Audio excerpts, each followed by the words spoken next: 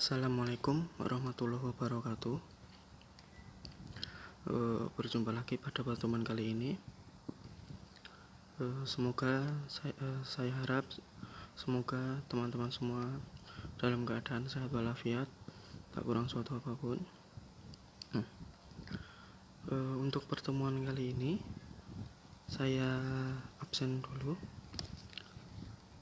Saya lihat di sini sudah masuk beberapa orang, tapi kayaknya masih belum ada yang datang ya. Baik, saya absen dulu.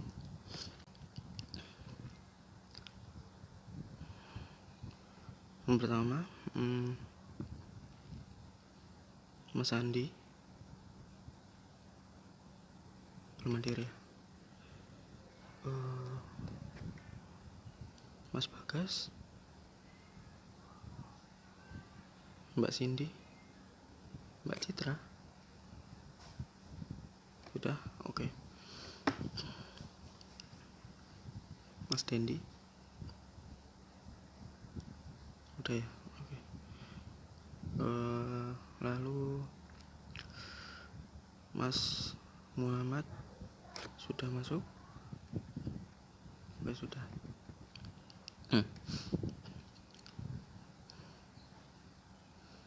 Mbak Nani masih di toilet. Oke, baik. Oh ya,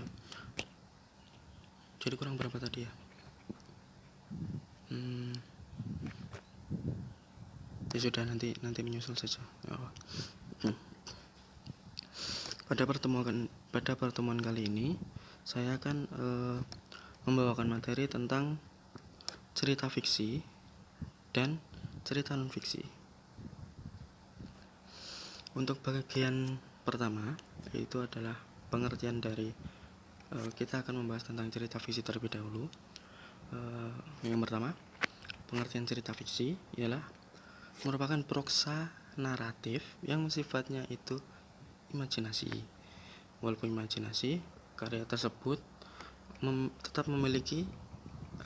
tetap harus masuk akal, dan di dalamnya cerita fiksi juga terkandung kebenaran yang bisa didramatisir oleh manusia atau yang bisa mendramatisasi manusia atau dalam lingkup tersebut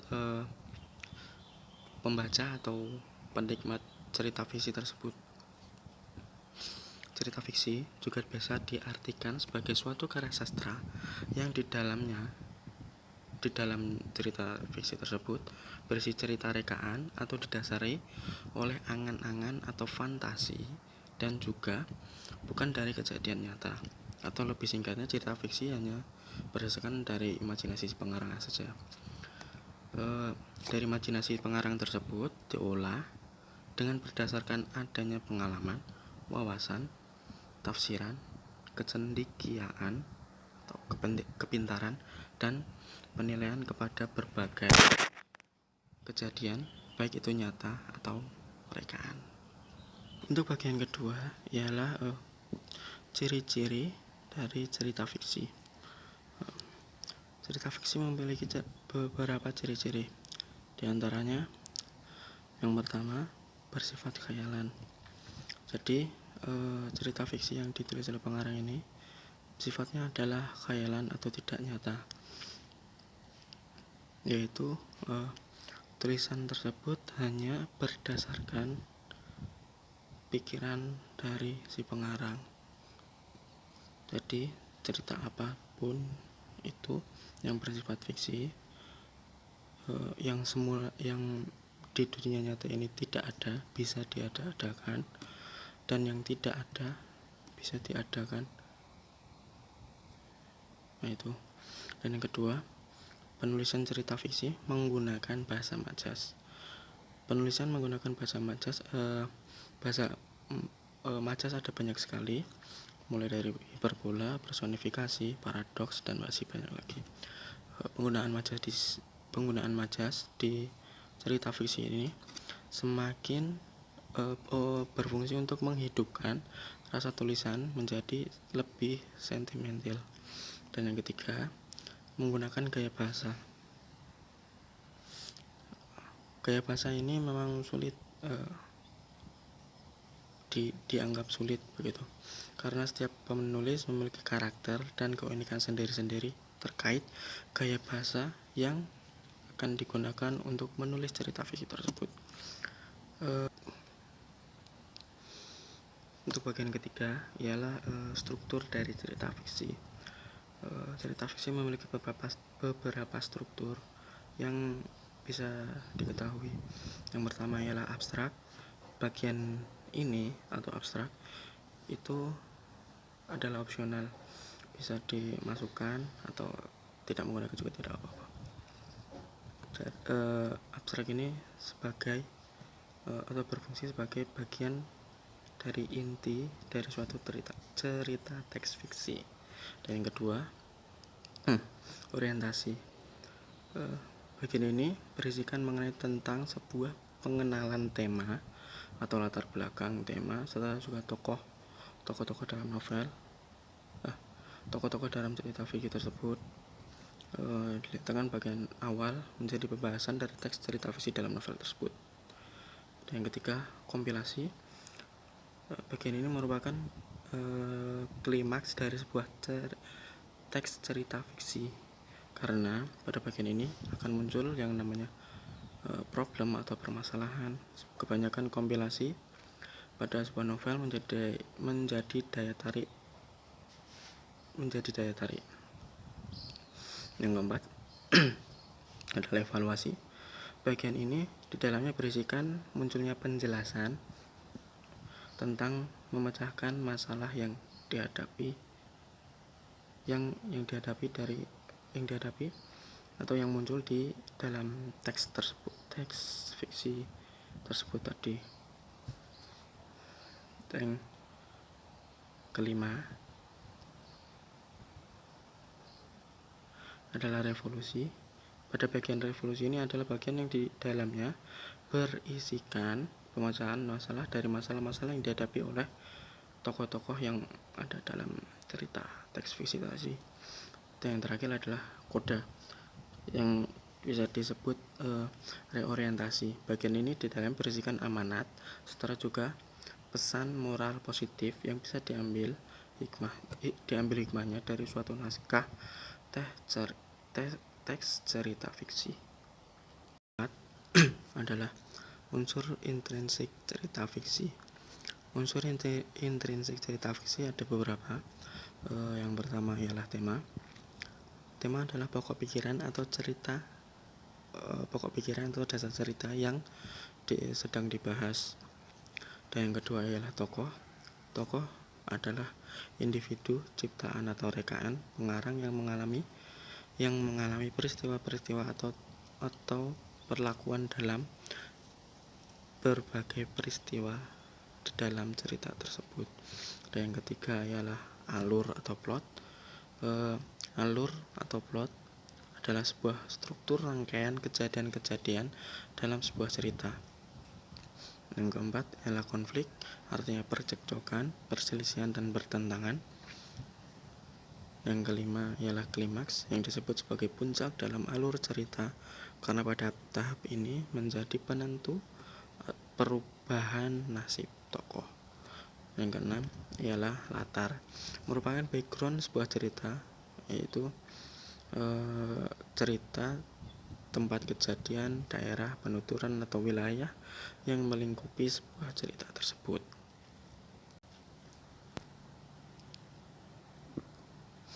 Dan yang ketujuh ialah amanat. Amanat adalah sebuah ajaran moral atau pesan moral yang mau disampaikan oleh pengarang kepada pembaca. Pesan moral ini juga berfungsi sebagai jalan keluar permasalahan atau akhir dari permasalahan yang ada di dalam cerita tersebut. Yang kedelapan adalah sudut pandang atau arah pandang. Arah pandang seorang pengarang dalam menyampaikan sebuah cerita, sehingga cerita tersebut menjadi lebih hidup dan bisa disampaikan dengan baik kepada pembaca atau pendengarnya. Kesembilan adalah penokohan. Penokohan merupakan gambaran atau watak gambaran watak atau karakter yang diberikan oleh pengarang terhadap tokoh-tokoh dalam cerita tersebut. Yang ke-10 adalah kesatuan, 11 logika, dan ke-12 penafsiran, dan yang terakhir adalah gaya. Dan yang terakhir untuk bagian buku non-fiksi adalah contoh buku-buku fiksinya. Yang pertama adalah cerpen, yang kedua novel, ketiga dongeng, 4 drama, yang kelima puisi.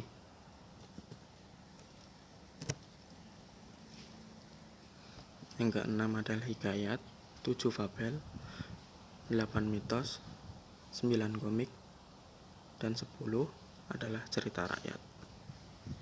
Pembahasan kedua ialah cerita non-fiksi. Pengertian dari cerita non-fiksi adalah cerita yang berisikan kejadian sebenarnya, dan cerita non-fiksi ini bersifat informatif. Dalam cerita ini, yang dibuat membutuhkan adanya pengamatan dan juga data, sehingga buku cerita atau isi yang ada di dalamnya itu dapat dipertanggungjawabkan. Bahasa dari cerita atau buku non-fiksi yang biasanya digunakan bahasanya adalah denotatif atau bahasa sebenarnya.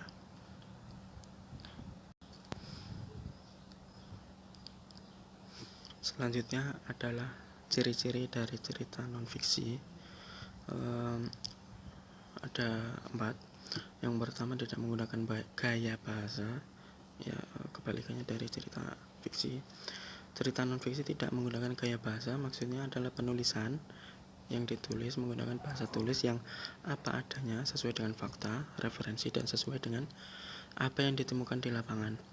Yang kedua, menggunakan bahasa yang sifatnya denotatif, seperti yang saya katakan tadi di awal. Sifat denotatif ini disampaikan secara langsung, tidak ada sekat bakat yang berlebih-lebihan. Dan yang ketiga, berbentuk karangan ilmiah. Cerita non-fiksi ditulis berbentuk karangan non-ilmiah karena ada aturan main. Sudah pasti dari segi bentuk tidak bisa semau penulis atau penulisnya, karena sudah ada aturannya yang terikat. Yang keempat adalah ditulis berdasarkan kajian. Jenis cerita ini ditulis berdasarkan kajian, pengamatan, atau dari hasil penelitian. Berlaku juga berdasarkan kajian literatur, itu juga bisa. Kuncinya ada sumber yang diacu, sumber-sumber yang digunakan, inilah yang bisa dipertanggungjawabkan atas tulisan yang dibuat oleh si penulis tersebut. Selanjutnya adalah struktur dari cerita non-fiksi. Struktur cerita non-fiksi ini menceritakan kejadian yang sesungguhnya dan yang jelas. Pada cerita non-fiksi ini tidak terdapat imajinasi dalam pembuatannya.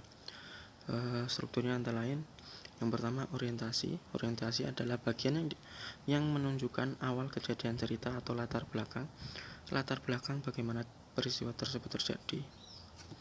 Yang kedua adalah urutan peristiwa atau insiden. Insiden adalah rekaman peristiwa sejarah yang pernah terjadi, atau urutan peristiwa ini biasanya disampaikan secara kronologis atau berurutan. Lalu selanjutnya adalah contoh-contoh dari buku non-fiksi. Yang pertama ialah karya tulis ilmiah, dan yang kedua skripsi, tesis atau disertasi. Yang ketiga buku pelajaran, yang keempat jurnal. Lalu yang kelima adalah buku ensiklopedia, ke-7 biografi, 8 esai, 9 opini, dan nomor 10 adalah pidato. Lalu ini ada tugas. Tentukan nilai-nilai yang terkandung dalam buku yang berjudul Khairul Tanjung Si Anak Singkong, dari internet, ya, bisa ambil dari internet aja, atau enggak nanti linknya saya berikan gitu. Ini nanti linknya saya berikan ke grup WhatsApp, dan nanti ditentukan nilai-nilainya. Sekian untuk pertemuan kali ini. Apabila ada kurang lebihnya saya mohon maaf. Wassalamualaikum warahmatullahi wabarakatuh.